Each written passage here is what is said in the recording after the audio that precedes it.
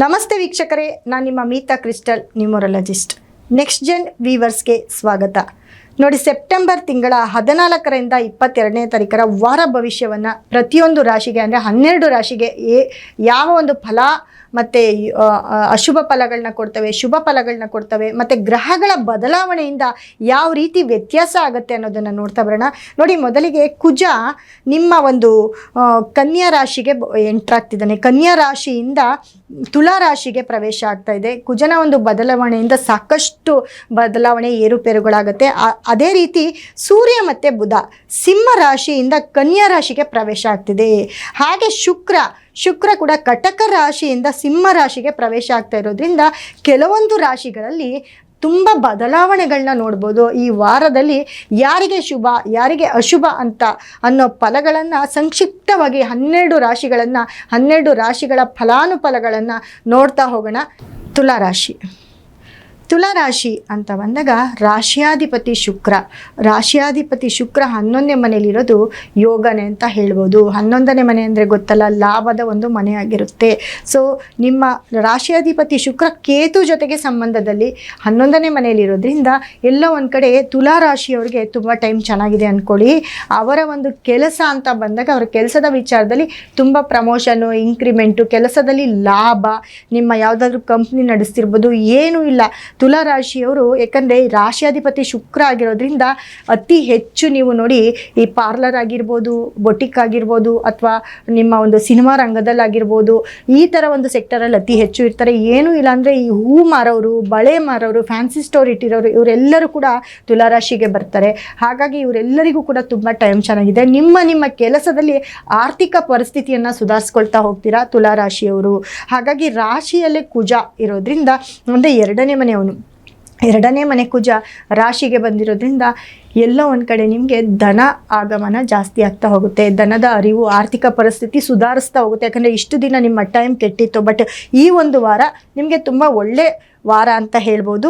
ಜೊತೆಗೆ ನಿಮ್ಮ ಮನೆಯಲ್ಲಿ ಯಾವುದಾದ್ರೂ ಶುಭ ಕಾರ್ಯ, ಮದುವೆ ಮುಂಜಿಗಳಾಗಿರ್ಬೋದು, ಅಥವಾ ನಿಮ್ಮ ಮನೆಯಲ್ಲಿ ಯಾವುದಾದ್ರೂ ದೇವಸ್ಥಾನದ ಒಂದು ಜೀರ್ಣೋದ್ಧಾರ ಆಗಿರ್ಬೋದು, ದೇವಸ್ಥಾನಕ್ಕೆ ವಿಸಿಟ್ ಮಾಡೋದಾಗಿರ್ಬೋದು, ಕುಟುಂಬವೆಲ್ಲ ಸೇರಿ ಯಾವುದಾದ್ರೂ ಒಂದು ಪ್ಲೇಸ್ಗೆ ಹೋಗೋದಾಗಿರ್ಬೋದು, ಅದೆಲ್ಲವೂ ಕೂಡ ತುಲಾರಾಶಿಯವ್ರಿಗೆ ನಡೀತಾ ಹೋಗ್ತದೆ.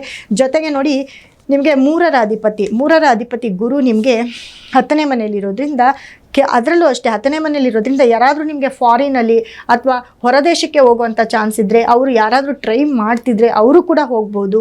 ವಿದ್ಯಾಭ್ಯಾಸಕ್ಕೆ ಅಂತ ಯಾರಾದರೂ ಹೋಗೋರಿದ್ರೆ ಖಂಡಿತವಾಗ್ಲೂ ನಿಮ್ಮ ಆಸೆ ನೆರವೇರ್ತು ಅಂತ ಇಟ್ಕೊಳ್ಳಿ. ನಿಮ್ಮ ವಿದ್ಯಾಭ್ಯಾಸಕ್ಕೆ ಅಥವಾ ಕೆಲಸಕ್ಕೆ ಹೊರದೇಶಕ್ಕೆ ಹೋದರೆ ಖಂಡಿತ ಹೋಗ್ತೀರಿ.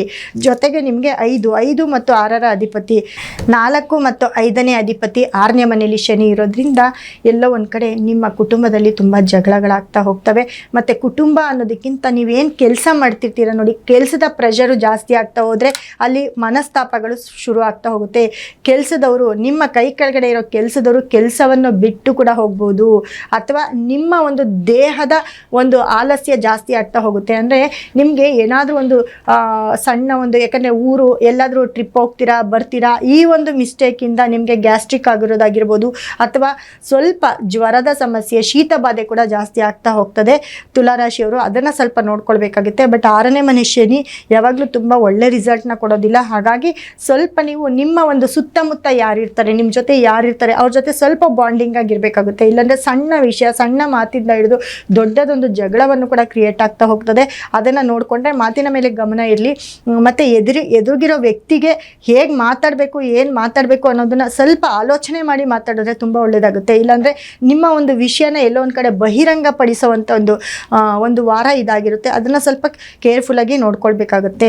ಮತ್ತು ನೋಡಿ, 8ನೇ ಮನೆ ಅಧಿಪತಿ ಕುಜ ನಿಮಗೆ ರಾಶಿಗೆ ಬಂದಿರೋದ್ರಿಂದ ಅದು ನಿಮಗೆ ಒಂದು ಯೋಗನೆ ಅಂತ ಹೇಳ್ಬೋದು. ಎಲ್ಲೋ ಒಂದು ಕಡೆ ಆಸ್ತಿ ಬರ್ಬೋದು, ಆದರೆ ಎಲ್ಲೋ ಒಂದು ಕಡೆ ಸಣ್ಣ ಮಿಸ್ಟೇಕು, ಜಗಳ ಕದನದಿಂದ ಆಸ್ತಿ ಬರುವಂಥ ಚಾನ್ಸಸ್ಸು ಅತಿ ಹೆಚ್ಚಾಗಿರುತ್ತೆ.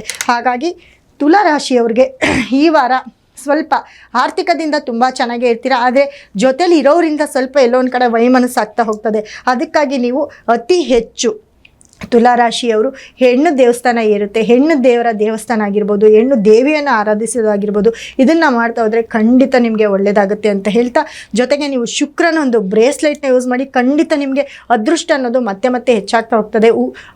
ಅದೃಷ್ಟ ಅನ್ನೋದು ಉಕ್ಕಿ ಬರುತ್ತೆ ಅಂತ ಹೇಳ್ತಾ ಮುಂದಿನ ರಾಶಿಯ ಬಗ್ಗೆ ಮಾತಾಡ್ತಾ ಹೋಗ್ತೇನೆ. ಮುಂದಿನ ರಾಶಿ